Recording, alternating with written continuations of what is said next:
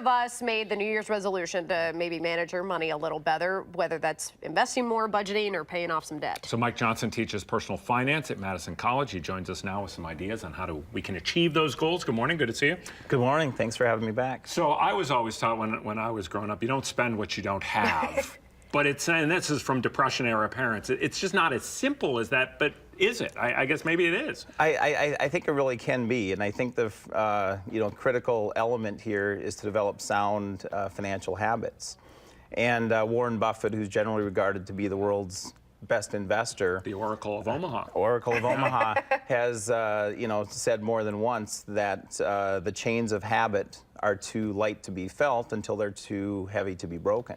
Yeah. So I think it's critical that we get started as early as we can. So the first step is to perform a financial checkup and kind of train ourselves to live within our means or even below our means. And we can make sure that we have adequate insurance protection. We should start an emergency fund of 3 to 6 months of income. We've heard those kinds of things before. And one thing that I have my students do is to track their expenses for an entire month on a daily basis. And then that becomes and see what they're spending it on. That's exactly. a reality check right there. Exactly, and that leads us nicely into developing a meaningful budget that has to be realistic, and that budget can help us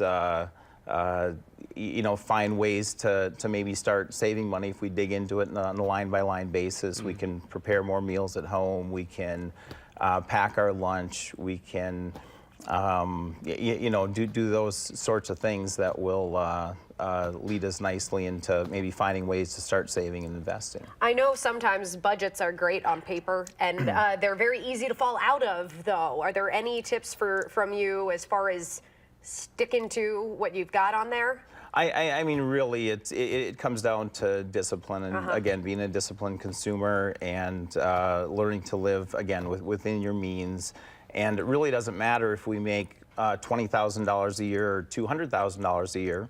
If you spend a little bit more than you make, it's pretty uncomfortable. Well, and I know you want to talk about investing, too. That might be a way to that money is somewhere else and you can't spend it. Well, and I think that's really the third point after the checkup in the budget is to pay ourselves first.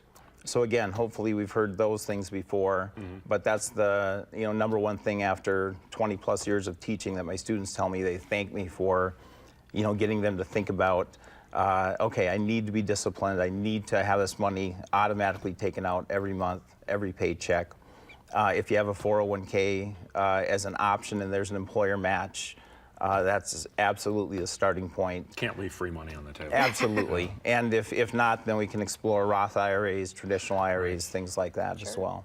Good advice. Mike Johnson, good to see you again. Happy New Year. Okay, yeah, thanks for having me back. We appreciate your Of course. time. Thanks for waking up.